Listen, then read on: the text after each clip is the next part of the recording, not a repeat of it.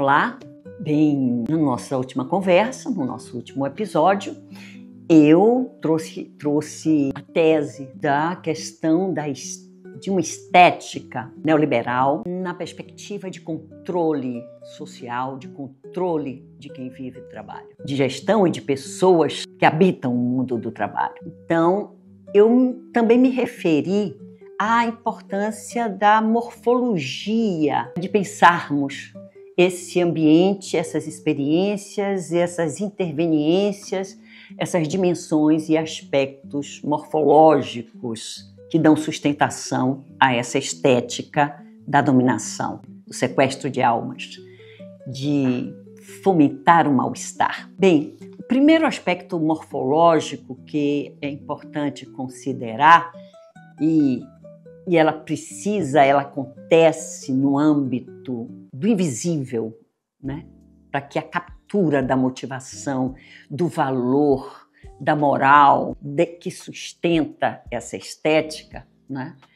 De modo a legitimar essa maneira de captura ou de hipertrofia da competência, né? Como eu disse no nosso episódio passado, que não respeita corpo, vocação, história, idade, experiências. Então, é preciso que ela aconteça no âmbito do invisível, né? É o controle do sujeito de modo invisível.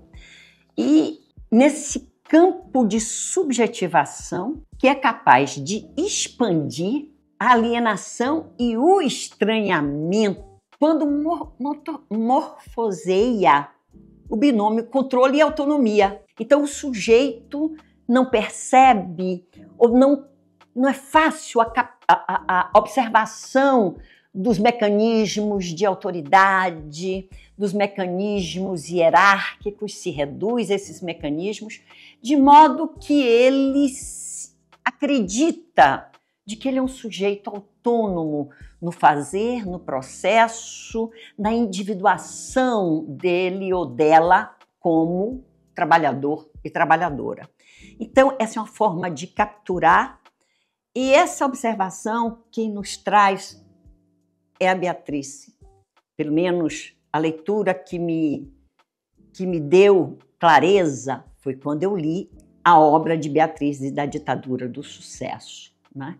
Então, essa ideia do sujeito heróico, valente, competente, capaz de realizar coisas por 2, 3 pessoas. Então, essa é uma referência dessa captura, dessa subjetivação, que integra o controle invisível enquanto uma abordagem, uma perspectiva morfológica, vamos dizer assim, esse sucesso.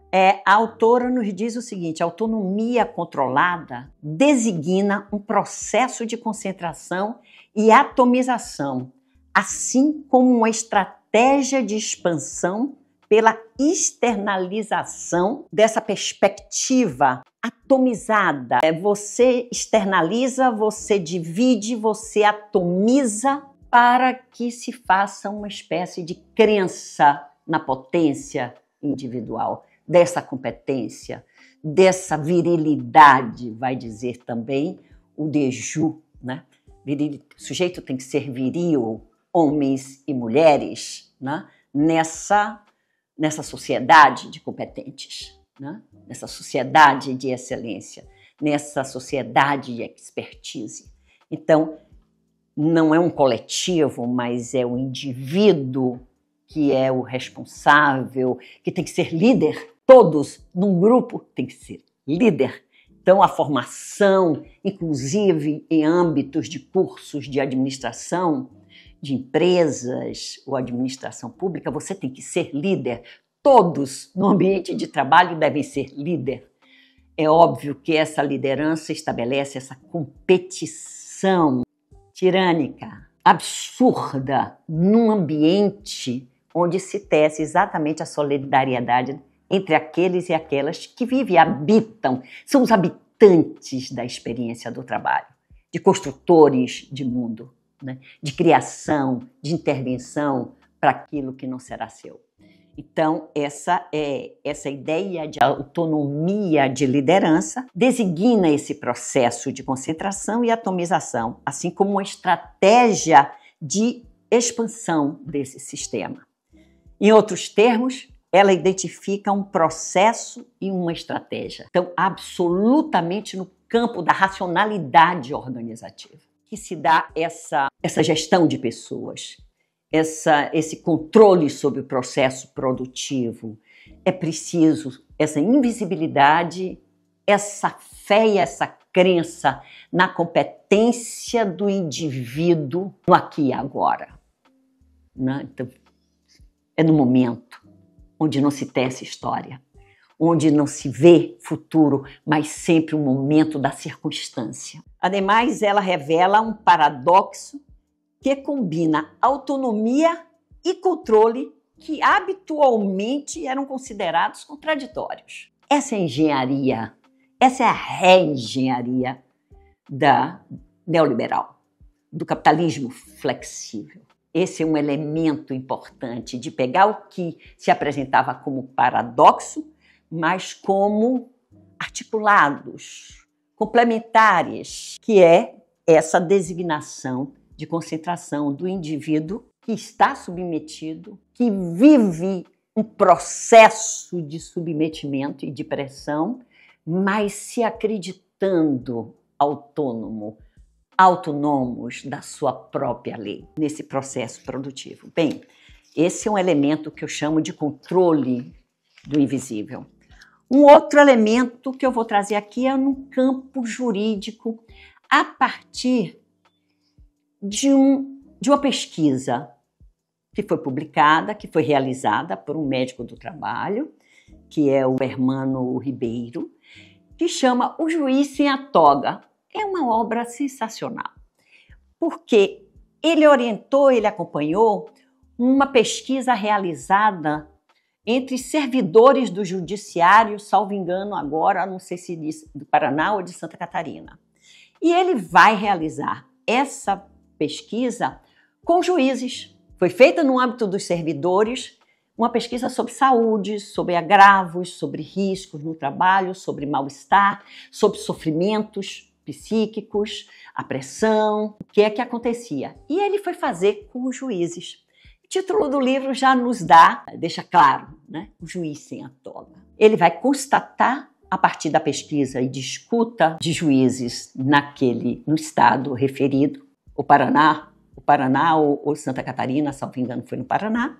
No prefácio do livro, um desembargador escreve o seguinte: a pesquisa traz dados reveladores da autocrítica dos juízes, por exemplo, quando se referem à preferência da maioria pela certeza jurídica em detrimento da justiça, do caso concreto, do temor reverencial pelo tribunal, do autoritarismo e das condições insatisfatórias do trabalho, decorrentes da sua ação de juiz, principalmente da explosão da demanda pelo judiciário e da exigência de rápidas respostas, sem a consequente instrumentalização material e humana. Aqui o juiz ou o desembargador que prefaciou, uma obra de 2005, publicada em 2005, ele está mostrando a precarização do trabalho, mesmo no âmbito do juiz, né?